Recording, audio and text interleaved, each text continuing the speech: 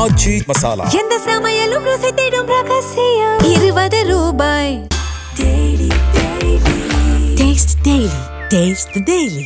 இவங்களுக்கு வரி கட்டக்கூடாது. வரி கட்டாம மொத்த பணத்தையும் சுருட்டி பாக்கெட்ல போட்டுக்கணும். அதுவும் அவங்களே வச்சுக்கணும். பாஸ்டர் மோகன் அப்படின்னு சொன்னா தெரியாதவங்க யாரும் இருக்க மாட்டாங்க. சென்னையில மைய பகுதியில் சின்னமலைன்னு ஒரு இடம் இருக்குது. அங்க ஒரு பெரிய ஒரு திருச்சபையை வைத்திருக்கிறாரு. அவர் கீழாக ஏறக்கூடிய ஒரு 40,000 மக்கள் அந்த திருச்சபைக்கு போறாங்க. ஒரு நாளைக்கு 4 லட்சம் ரூபாய் உங்களுக்கு வருதுங்க. இதுக்கு மேலே இவங்களுக்கு FCRல இருந்து பணம் வந்தான்னா வராம போனா என்ன? ஆனா இவர் அங்க போய் நிக்கிறார். ஒண்ணு. ரெண்டாவது பால் தினகரன் ஒருத்தர் இருக்கிறார். அப்பா வச்சு அப்பாவுடைய சவத்தைக்கே பிச்சை எடுத்தவர். நான் அடக்கம் பண்றது நீங்க காசு கொடுத்தாதான் நல்லதுன்னு பிச்சை எடுத்தவர். ஆக இவருக்கு FCRஐ பற்றி இவருக்கு என்ன கவலை? ரொம்ப ஒரு அசிங்கமான ஒரு காரியம் என்னன்னா, பேராயர் சின்னப்பான்னு சொல்லி கத்தோலிக்க பேராயர், மிக மிக நல்லவர். இவரும் அந்த கூட்டத்துல போறார். ஏங்க அமித்ஷா காலில் போய் நீங்க 1 மணி நேரம் தவம் இருந்திருக்கிறாங்க. அவர் காலில் விழுந்து 1 மணி நேரம். அப்ப பெருமையா அதே அட்வொகேட் பெர்னாண்டஸ் ரத்தன்ராஜ் என்ன சொல்றாரு, 1 மணி நேரம் எங்களுக்காக நேரத்தை செலவழித்தார் திரு அமித்ஷா அவர்கள், உள்துறை அமைச்சர்கள். ஏயா அவரை திட்டும் போதெல்லாம் உனக்கு அப்ப அறிவு இல்லையா?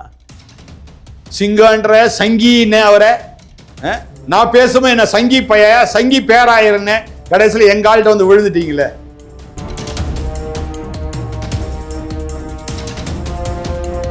சென்னையில் ஒரு CSI உடைய ஆயர்களுக்குலாம் 80,000 ரூபாய் சம்பளம், 80,000 1 லட்சம் ரூபாய் வரைக்கும் சம்பளம்.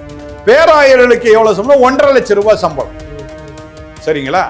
இந்த 1.5 லட்சம் ரூபாய் சம்பளம் ஒன்றும் பெரிய சம்பளம் கிடையாது. ஆனா நீங்க சொல்ற மாதிரி நன்கொடைகள் நிறைய வரும். ஆனா இது போக நீங்க ஏன் இந்த மாதிரி FCRல கொள்ளடிக்கிறீங்க? இப்படிதாங்க திருட்டுத்தனம் பண்றாங்க CSIல. மக்களுக்கு இது புரிய மாட்டுது, விளங்க மாட்டுது. நீ கேள்வி கேட்ட உடனே உன் சந்தா கார்டை பிடிங்கிருவாங்க. CSIல FCRஐ இருக்கா இல்லையான்னு கேட்டு பாருங்க யாராவது திருச்சபை மக்களை. அதை பத்தி யாரும் பேச மாட்டேங்கிறாங்க. FCR அது என்னன்னு கேட்பாங்க. FCR என்னன்னு கேட்பாங்க. நமக்கு எல்லாம் டயசிஸ் தான், அதை தான் சொல்றாங்க. எல்லாம் சொல்ல டயசிஸ் எங்க பிஷப் ஆக்கும், அவரு ரொம்ப நல்லவராக்கும்.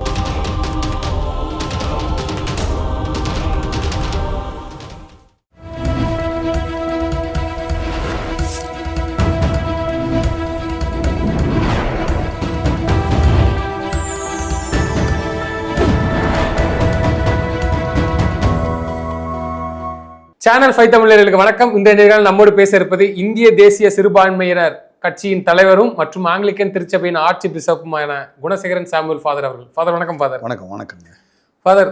ஒரு பக்கம் அசம்பிளி தமிழ்நாடு சட்டப்பேரவை போய்கிட்டு இருக்கு, இன்னொரு பக்கம் சைலண்டா FCRA சட்டம் நிறைவேறுது. எப்படி பாக்குறீங்க? அதாவது FCRன்னு சொன்ன உடனே இது கடந்த ஒரு 6 மாத காலமாகவே இது பேசிக்கிட்டே இருக்கிறாங்க. அதுவும் யார் பேசுகிறான்னு சொன்னால் கிறிஸ்தவ பேராயர்கள், கிறிஸ்தவ தலைவர்கள், கிறிஸ்தவ போதக தலைவர்கள், இவங்க தான் பேசிகிட்டு இருக்கிறாங்க. எனக்கு ஒரு பெரிய ஒரு சந்தேகம் என்னென்னா, இது யார் பேசணும்னா எல்லா சிறுபான்மையர்களும் பேசி ஆகணும். ஆனால் அவர்கள்லாம் பேசலை, அது யாரும் பேசலை. ஓகே. என்ன இப்போது சிறுபான்மைன்னு சொல்லிட்டாலே இதில் முஸ்லீம் வரும், ஜெயின் வரும், சீக்கியர்கள் வருவாங்க, என்ன இவங்கெல்லாம் சேர்ந்து பேசுவாங்க. அடுத்தது அருமையான MP வில்சன், திராவிட முன்னேற்ற கழக MP வில்சன் சொல்றாரு, பெரும்பான்மை மக்களுக்கும் இந்த FCRA தாக்கம் வரும், பிரச்சனை வரும் அப்படிங்கிறார். அப்போ இந்துக்கள் எல்லாம் பேசி ஆகணும். ஏன்னா இப்போ பணம்ன்றது வெளிநாடுகள்ல இருந்து ஒரு காலத்துல கிறிஸ்தவர்களுக்கு மட்டும் வந்தது, இப்போ எல்லாருக்கும் வந்துகிட்டு இருக்குது. அது ஒரு IT கம்பெனியா இருந்தா கூட IT கம்பெனிக்கே என்ன ஆகுது, வெளிநாட்டிலேருந்து தான் பணம் வருது. ஏன்னா சிலது அமெரிக்கன் கம்பெனின்றான், சிலது யூரோப்பியன் கம்பெனின்றான், சிலது UK கம்பெனின்னு நம்ம பிள்ளைங்க போய் வேலை செய்கிறாங்க. அப்போ எங்கேருந்து பணம் வரும்? அப்போ எல்லாருக்கும் FCRA தேவை தான். இப்போ இவங்கெல்லாம் FCRA பற்றி பேசவே மாட்டுறாங்க. ஆனால் FCRA வந்தால் நம்முடைய திருச்சபையை முடக்கி விடுவார்கள், கிறிஸ்தவத்தை முடக்கி விடுவார்கள், நம்முடைய முன்னோர்களின் இடத்தை பறிமுதல் செய்வார்கள் என்று சொல்லி இதெல்லாம் மிகைப்படுத்தி பேசுறது யாருன்னா கிறிஸ்தவ போதக தலைவர்களும் பேராயர்கள் மட்டும்தான். ஏன் மற்றவங்க பேச மாட்டாங்க? ஏன் மற்றவங்களும் FCRA பற்றி ஒன்றுமே தெரியாதா? இவர்களுக்கு மட்டும்தான் தெரியுமா அப்படின்னு சொல்ல போனால், இவர்களெல்லாம் கொள்ளையர்கள். யாரு? இந்த பேராயர்கள், கிறிஸ்தவ தலைவர்கள்னு சொல்கிறாங்க இல்லையா, யாரெல்லாம் FCRக்கு எதிராக நிற்கின்றார்களோ அவர்களெல்லாம் கொள்ளையர்கள் தான் நான் சொல்லுவேன். ஏன்னா நீங்க எஃப்சிஆர்ஏ என்பது ஒரு அருமையான ஒரு திட்டம், அருமையான நம்முடைய மோடி அரசு கொண்டு வருகின்ற அருமையான ஒரு திட்டம்.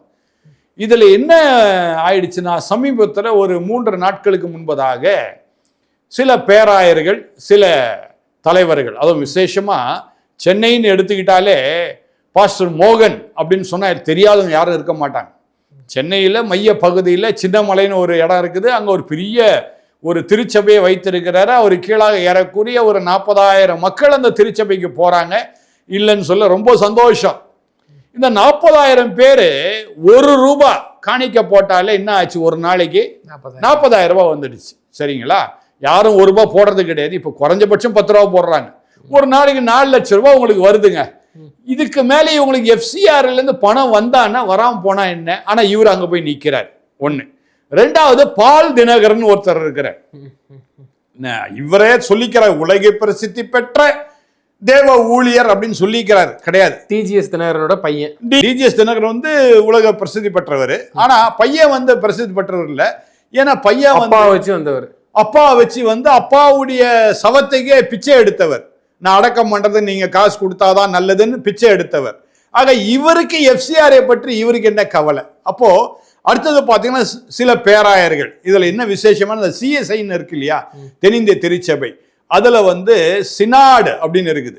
தென்னிந்திய திருச்சபைக்கெல்லாம் ஜெனரல் செக்ரட்டரி, பொதுச் செயலாளர் ஒருத்தர் இருக்கிறார், பெர்னாண்டஸ் ரத்னராஜ் அவர் பேர். அவர் ஒரு அட்வொகேட் வேற, வக்கீலும் கூட.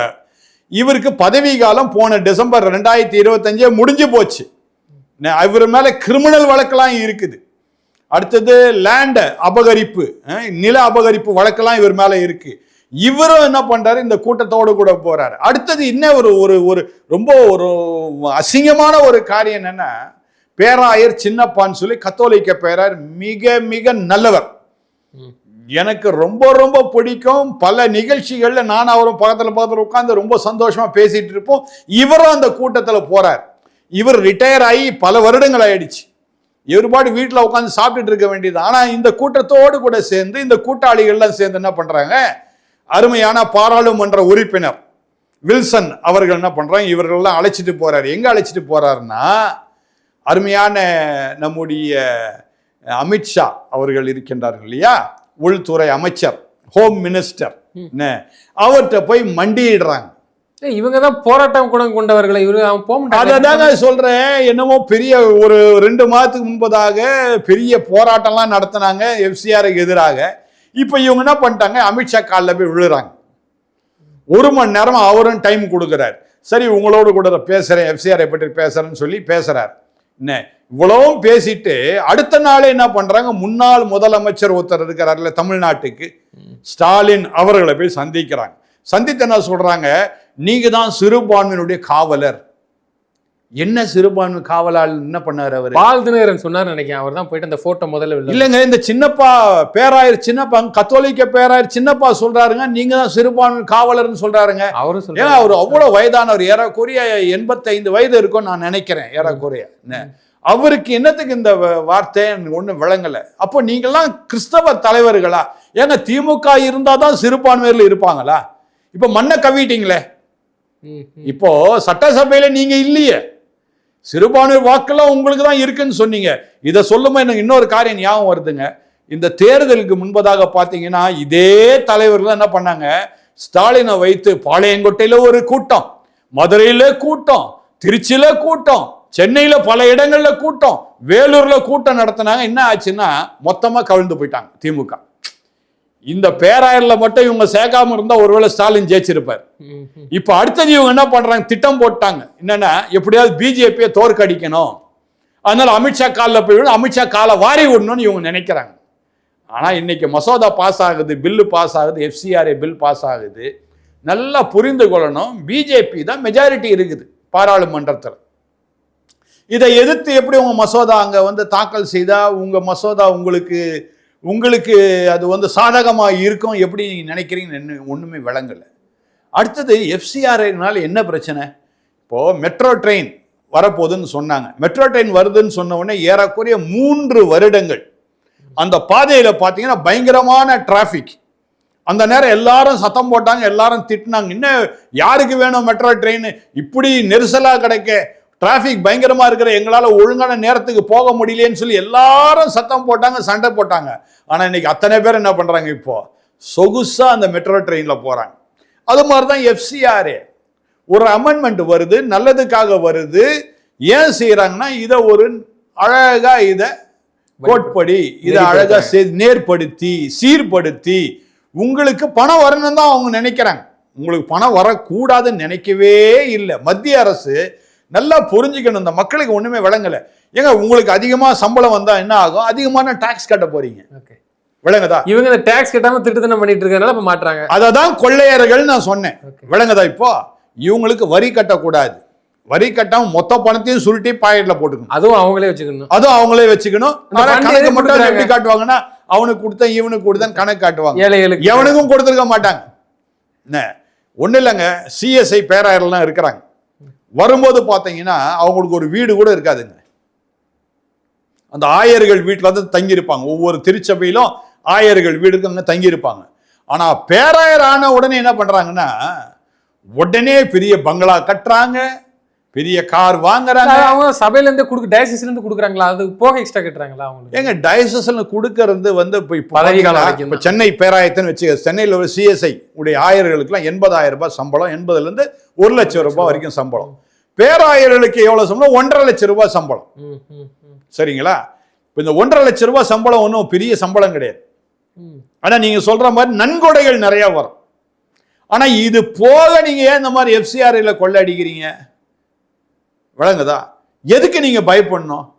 ஏங்க அமித்ஷா காலில் போய் நீங்க 1 மணி நேரம் தவம் இருந்திருக்கிறாங்க, அவர் காலில் விழுந்து 1 மணி நேரம். அப்ப பெருமையா வந்து அதே அட்வொகேட் பெர்னாண்டஸ் ரத்தன்ராஜ் என்ன சொல்றாரு, 1 மணி நேரம் எங்களுக்காக நேரத்தை செலவழித்தார் திரு அமித்ஷா அவர்கள், உள்துறை அமைச்சர்கள். ஏயா அவரை திட்டும் போதெல்லாம் உனக்கு அப்ப அறிவு இல்லையா?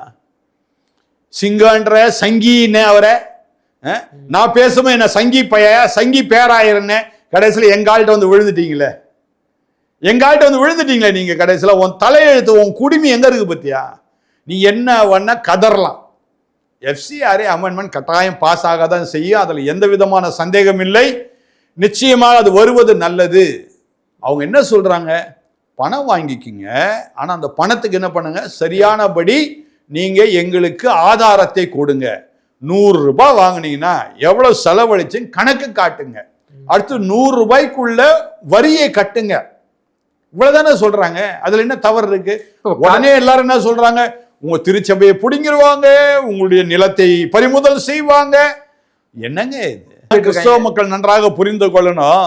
இங்க பாருங்க, ஒவ்வொரு ஒரு சிஎஸ்ஐ திருச்சபையே இருக்கட்டும், சராசரி ஒரு சாதாரண கிராமத்துக்கு போனா கூட ஒரு 100 பேர் உட்கார்ந்து இருக்கிறாங்க சிஎஸ்ஐ திருச்சபையில். சரியா? அது முதல்ல வந்து ஒரு சாதாரண ஒரு ஷீட்டு போடுறாங்க, சிமெண்ட் ஷீட்டு போடுறாங்க. ஏன்னா இப்போ கூரை போடக்கூடாது சட்டப்படி, அதனால சிமெண்ட் ஷீட்டு போட்டு தான் ஆரம்பிக்கிறாங்க. அது சிமெண்ட் ஷீட்டாவே இருக்குதா அடுத்த ஒரு 5 ஆண்டுகளில் பார்த்தா இல்லை.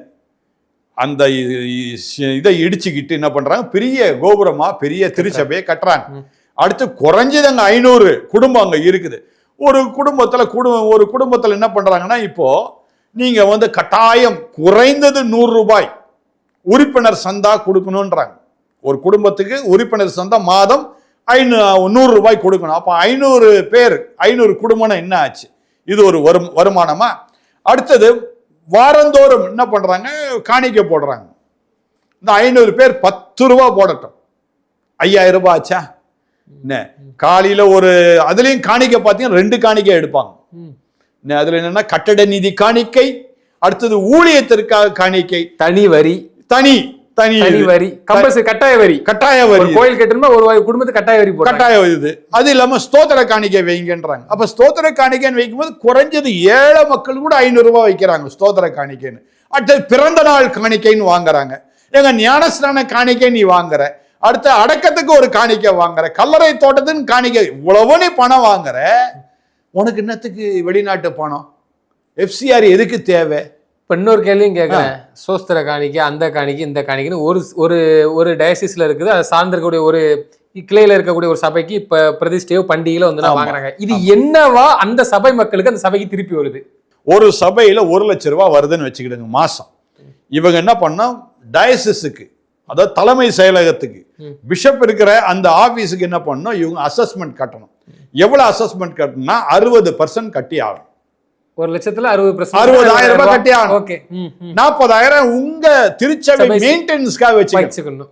டியூப் லைட் போயிடுச்சு, ஏதோ ஏசி போயிடுச்சு, மைக் வேலை செய்யல, பாய் வாங்கி போடணும், பெஞ்ச் வேலை, 40,000 நீங்க வச்சுக்கலாம். 60,000 எங்க போயிருது, அந்த டயசிஸுக்கு போகுது. அந்த 60,000 வச்சுதான் என்ன பண்றாங்க, இந்த உங்களுடைய ஆயர் இருக்கிறார் இல்லையா, உங்களுடைய போதகருக்கு சம்பளம் வருது. விளங்குதா? சரி, சம்பளம் வருது. இது போக இப்ப நீங்க இப்ப சேகரன் கணக்கு போட்டுச்சுன்னா, ஒரு சேகரத்துக்கு குறைந்தது 20 திருச்சபை. அப்ப 20 × 60 கணக்கு போடுங்க. அப்போ அங்க உள்ள போதகர்னு பார்த்தா மெயினான சேர்மன் இருப்பார், ஒருத்தர் தான் இருக்கிறாரு, ஏரியா சேர்மன் ஒருத்தர் இருப்பார். இல்ல அவருக்கு துணை போதகர் கூட ஒரு 3 பேர் வச்சிருப்பாரு, 4 பேர்னு வச்சுக்கிடுங்களேன். 4 பேர்ல இப்ப கணக்கு போட்டு பாத்தீங்கன்னா, நான் சொல்றது 60,000 ஒரு திருச்சபை, 20 திருச்சபை என்னாச்சு, எங்கேயோ போயிடுச்சு. ஆமா, 12 லட்சம் வச்சுக்கிடுங்க. இவங்க செலவு பண்ணது வெறுமனே 2 லட்சம் தான். மிச்சம் 10 லட்சம் எங்க போகுது, டயசிஸ் ஆபீஸ்லயே இருக்குது. அந்த 10 லட்சத்துல இவன் என்ன பண்றாரு, அந்த பேராயரு அவர் மேல யாராவது புகார் அளிக்கிறாங்க வச்சுக்கிடுங்க, அந்த கோர்ட்டு கேஸ் செலவுக்கு உடனே அந்த அட்வொகேட்டுக்கு எங்க இருந்து போகுது, நீங்க கொடுக்கிற காணிக்கை வச்சுதான் அவங்க செலவு பண்றாங்க. அவங்க பாக்கெட் செலவு வரையா, இது தேவையா, இதெல்லாம் அததான் மக்களை சிந்திக்கணுங்க. இப்ப நாம பேசி பிரயோஜனம் இல்லைங்க. நீங்க காணிக்கை கொடுங்க, கொடுக்க வேண்டாம் நான் சொல்ல. இப்ப ஒரு சபையில எடுத்து கேள்வி கேட்க ஆரம்பிச்சிட்டாங்க, அது கொஞ்சம் வந்துட்டு தான் இருக்கு. ஃபாதர், நான் இப்ப என்ன கேட்கறேன், கொஞ்சம் தெளிவாவே கேட்கிறேன். ஒரு சேகரத்துல ஒரு சேகரம் சார்ந்த ஒரு சபை இருக்குல்ல, கிளை ஒரு சேகரத்துக்கு ஒரு 25 சபை, மொத்த சபையுமே எடுத்துக்கிடுங்க, இவ்வளவு போது 40% இங்க, மிச்சம் 60% அங்கங்கிறீங்க. நான் என்ன கேட்கிறேன்னா, காணிக்கை போடுற மக்களுக்கு என்னவா அது திருப்பி இவங்க செய்யறாங்க? ஒண்ணுமே செய்யறது இல்லையே. அதைத்தான் கேட்க, இந்த மக்களுக்கு தெரிய மாட்டேங்குது. மக்களுக்கு ஒண்ணுமே செய்யறது இல்லைங்க. ஒண்ணு இல்லைங்க. இப்போ என்னுடைய சொந்தக்கார ஒருத்தர் என்ன பண்ணாரு, ரொம்ப அதிகபட்சம் இந்த மக்களுக்கு என்ன செய்யறாங்கன்னா, எதிர்த்து பேசினா உனக்கு சுடுகாட்டுல இடம் கிடையாது, வரி கட்டா வெளியில போ. அதான் சொல்ல வரேன். இப்ப நான் என்ன சொல்ல வரேன்னா, என்னுடைய சொந்தக்கார ஒருத்தர் என்ன பண்றாரு, அவர் பிள்ளைக்கு மெடிக்கல் சீட்டு கேட்கிறார்.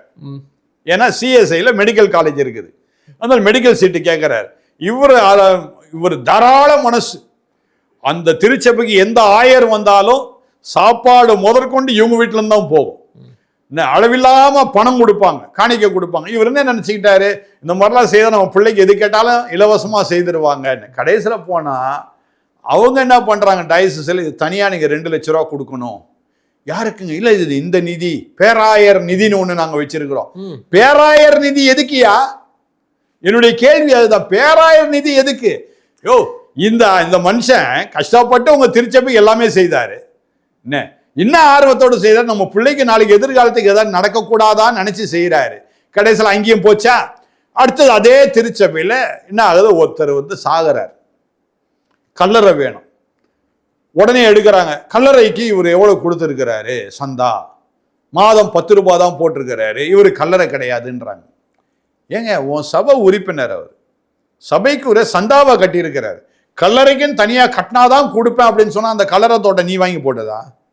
அரசாங்கம் கொடுத்தது உனக்கு, நீ மட்டும் வாங்கி போட. அரசியல்வாதியோட மோசமா இருக்காங்களே. ஏங்க, அரசியல்வாதியே மேலு. அதனால்தான் அருமையான டாக்டர் கலைஞர் இருந்தப்போ என்ன சொல்றாரு, இது எல்லா இன்டர்வியூ சொல்லியிருக்கேன், எல்லா இடத்துல நான் சொல்லியிருக்கிறேன். டாக்டர் கலைஞர் என்ன சொல்றாரு, அவருடைய திமுகவுடைய அமைச்சரை பார்த்து நான் சொல்றாரு, யோ உனக்கு அரசியலே பண்ண தெரியல, சிஎஸ்ஐ பேராயரத்துல போய் கத்துக்கோ, அல்ல அந்த ஆயர்கிட்ட போய் கத்துக்கோன்றாரு. பல கிறிஸ்தவர்கள் எதிர்த்து பேசினாங்க. ஆனா இன்னைக்கு அவங்களுக்கே இந்த கஷ்டம் வரும்போது இவங்க பேசுறது சரிதான்ட்டு இப்பதான் புரியுது. அதாவது ஒண்ணு இல்ல, ஆலயத்துக்கே வந்திருக்க மாட்டாங்க, அவனுக்கு உறுப்பினர் கார்டு, ஆனா ஆலயத்துக்கு ரெகுலரா போவான். ஆனா என்ன பண்ணிருப்பான், அந்த செயலாளரை பார்த்து கேள்வி கேட்டிருப்பான், என்னங்க நீங்க இப்படி பண்றீங்க, இது சரியில்லைங்க, அந்த ஆயர் சரியில்லைங்க. உடனே இந்த செயலாளர் என்ன பண்றாங்க, ஒரு கூஜா தூக்கி, இந்த செயலாளர் சரியா என்ன பண்றான், அந்த ஆயர்கிட்ட போய், ஐயா உங்களை பற்றி அவர் அப்படிலாம் பேசுற, உடனே புடுங்கு, அவன் உறுப்பினர் கார்டை எடுத்துரு உடனே. விளங்குதா? நிறைய இடத்துல நடந்துருச்சு. ஒரு இடத்துல நான் கேட்டேன், ஏங்க அவருடைய உறுப்பினர் கார்டை எடுத்தீங்க? இல்ல அவர் எனக்கு எதிராக பேசுற, இருந்துட்டு போட்டோம், நீ 5 வருஷம் இருந்துட்டு அடுத்த ஆலயத்துக்கு போற, 5 வருஷம் தானே உன் பதவி இந்த சபையில, வேலையை செஞ்சுட்டு போ, நீ உன் வேலைன்னா அதை பார்த்துட்டு போ. இல்ல உன்னை பற்றி பேசணும், கூப்பிட்டு கேளு, ஏப்பா என்னை பற்றி பேசணும்னு கேளு. ஒன்றும் இல்லை, நான் ஒரு உண்மையை சொல்றேங்க. சென்னையில் ஒரு திருச்சபையில் குழந்தையிலேருந்து நான் தாங்க அந்த சபை, அதாவது எங்கள் குடும்பம் தான் அந்த சபையை உருவாக்குச்சு. 7 குடும்பம், அதில் எங்கள் குடும்பம் ஒன்று. சரியா? எங்கள் அப்பா எங்கள் வீட்டை இடத்த அடமானம் பண்ணி காசு கொடுத்து அந்த திருச்சபைக்கு இடம் வாங்கி கொடுத்தாங்க, திருச்சபை கட்டுறதுக்கு. அந்த திருச்சபையில் என்ன ஆச்சு, இப்போ நான் சொல்றது ஒரு 5 வருடங்களுக்கு முன்பதாக அவங்க கம்யூனிட்டி ஹால் இருக்கு, பேரிஷ் ஹால்னு சொல்லுவாங்க இல்லையா, அதுல அங்க இருந்து ஆயர் என்ன பண்ணாரு, ஐயா எங்க இது பேரிஷ் ஹாலுக்கு ஒரு ஜெனரேட்டர் ஒன்று வாங்கி கொடுங்களேன்னு சொன்னார். நான் 5 லட்சம் ரூபாய் நான் கொடுத்தாங்க, செக்கா கொடுத்த 5 லட்சம் ரூபாய். விளங்குதா? ஜெனரேட்டர் வந்துடுச்சு. இப்ப புதுசா ஒரு ஆயர் வந்திருக்கிறாருங்க. அவர் எல்லாட்டும் என்ன சொல்றாரா, அவர் வாங்கின காசை திருப்பி வாங்கிட்டாரு, கொடுத்த காசை திருப்பி வாங்கிட்டாரு. எந்த மடையனா அதை செய்வானா? எந்த முட்டாள் கூட அதை செய்ய, பைத்தியக்காரன் கூட அதை செய்ய மாட்டான். எப்படி நான் கொடுத்த காசை நான் திரும்பி வாங்க முடியும்? சரி, நான் என்ன பண்ணிட்டேன், அவருக்கு மெசேஜ் அனுப்பிச்சேன், ஃபோன் அடிச்சேன், எடுக்கல அவர். உடனே வாட்ஸ்அப் மெசேஜ் அனுப்பிச்சேன், ஏங்க நீங்க எல்லாத்தையும் வந்து நான் என்கிட்ட திரும்ப காசை நான் வாங்கிட்டு தான் நீங்க சொல்றீங்களாமே, ப்ரூவ் பண்ணுங்க. நான் திரும்ப அந்த 5 லட்ச ரூபா வாங்கிட்டு வந்து ப்ரூவ் பண்ணுங்க. நான் செக்கில் கொடுத்துருக்கிறேன், நான் ப்ரூவ் பண்ண முடியும் செக்கு பாஸ் ஆயிடுச்சுன்னு. என்ன ஜென்ரேட்டர் நீங்க வாங்கிட்டீங்க. இப்படி தாங்க திருட்டுத்தனம் பண்றாங்க சிஎஸ்ஐல. மக்களுக்கு இது புரிய மாட்டுது, விளங்க மாட்டுது. நீ கேள்வி கேட்ட உடனே உன் சந்தா கார்டை பிடிங்கிருவாங்க. ஃபாதர், அதே நேரத்தில் வந்து இந்த எஃப்சிஆர்ஐ ஃபண்டில் வந்து நல்லா குளிர் காய்ஞ்சிருப்பாங்க இல்லை, இப்போ அவங்களுக்கு வந்து ஜெர்க் அடிக்குது, ஐயோ வரமாண்டுக்கே வராதேன்ட்டு ஆப் அடிக்கிற மாதிரி போகுது. அது யார் யார் ஃபாதர் முக்கியமான அது? அதாவது இப்போ இந்த எஃப்சிஆர்ஐக்குன்னு குதிச்சு போய் எங்கே போய் நின்னாங்க, நம்ம அருமையான நம்முடைய அமைச்சர்கிட்ட போய் நின்றுட்டாங்க. டெல்லியில் போய் நம்முடைய உள்துறை அமைச்சர் அமித்ஷாட்ட போய் நின்றுட்டாங்க.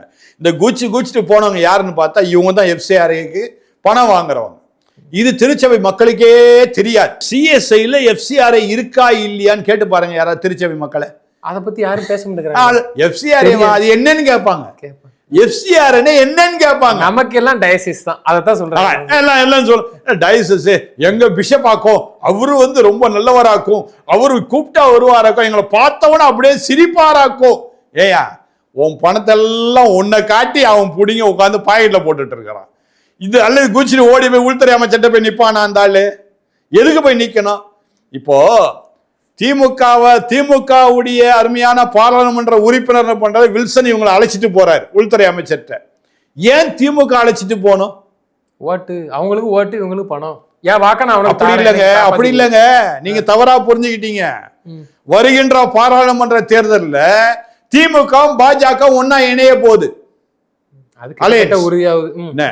பிஜேபி ஒன்னா அலையன்ஸ் ஆக போகுது. அப்ப என்ன சொல்றாங்க, இவர் காமிக்கிறார் அருமையான பாராளுமன்ற உறுப்பினர் வில்சன் சொல்ற, பாருங்க என் பின்னாடி சிறுபான்மை தலைவர்லாம் இருக்கிறாங்க, பேராயர்லாம் என் கூட தான் இருக்கிறாங்க, பாருங்க நாங்க ஸ்ட்ராங்கா இருக்கிறோம் தமிழ்நாட்டில். எங்க ஸ்ட்ராங்கா இருக்கிறீங்க?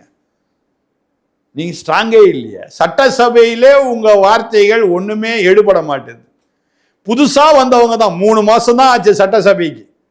இப்போ இருக்கிற எம்எல்ஏ மந்திரிகள்லாம் அவங்க கேட்கறாங்க கேள்வி, அவங்களுக்கு அரசியலே தெரியாது, புதுசா அரசியலுக்கு வந்திருக்கிறாங்க. ஆனா நீங்க வந்து 60 வருஷமா நாங்க தான் அப்படின்றீங்க. உங்களை அசிங்கமா கேட்கறாங்க, உங்களால் என்ன பண்ண முடியல, பதிலே சொல்ல முடியல. அருமையான ஆட்சி, அருமையான எங்களுடைய முதலமைச்சர் ஜோசப் விஜய் அழகா கொடுத்துட்டு இருக்கிறார். அவரை நான் கட்டாயம் வாழ்த்தணும் இந்த நேரத்தில். இப்ப பாருங்க, இப்ப இவங்களாம் என்ன பண்றாங்க, அருமையான அமித்ஷாவை இவங்கெல்லாம் திட்டினாங்க, கொடி பிடிச்சாங்க, எல்லாம் பண்ணாங்க, சபையெல்லாம் சொன்னாங்க அவன்லாம் சங்கி பயல்கள், ஓட்டு போடாதீங்க, ஓட்டு போடாதீங்க. என்ன அடுத்து இந்த பேராயர் ஒருத்தன் பேசுறானே அவனும் சங்கி பயல், அவன் ஒரு ஃப்ராடு, எல்லாம் நீங்க சொன்னீங்கயா. கடைசியில் எங்க வந்து விழுந்தீங்க? எங்க அமித்ஷா காலில் இருந்து வந்து விழுந்துட்டீங்க. அவர் வந்து உங்களை தூரம் துரத்தாம 1 மணி நேரம் டைம் கொடுத்தாருல, அதுக்கே நீங்க அவரை பாராட்டணும். நிச்சயமா ஃபாதர், இறுதியான ஒரே ஒரு கேள்விப்பட்டோம், உங்களுக்கும் எஃப்சிஆர்ஐ ஃபண்ட் எதுவும் வந்திருக்கா, வந்துதா இல்ல நீங்க? எனக்கு எஃப்சிஆர்ஐ இருக்குது, நான் பொய் சொல்ல விரும்பல, இன்னைக்கு வரைக்கும் கிளீனா இருக்குது, ஒரு பிரச்சனை இல்லை. ஏன்னா நாங்க அக்கௌண்ட்டை கிளீனா மெயின்டைன் பண்ணிட்டு இருக்கிறோம். விளங்குதா? எஃப்சிஆர்ஐ எங்களுக்கு இருக்குது.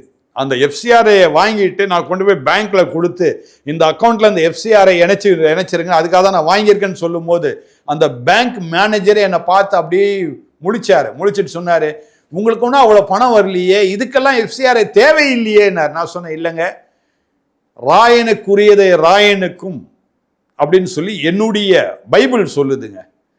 நான் செய்ய வேண்டிய கடமை நான் ஒழுங்கா செய்தறேன், நாளைக்கு எனக்கு பிரச்சனை வரக்கூடாது, நாளைக்கு வரக்கூடிய பிரச்சனை இன்னைக்கே சீர்படுத்திக்கணும்னு சொல்லிட்டு ஒரு கணக்குல அழகா எஃப்சிஆர் நான் வச்சிருக்கிறேன்.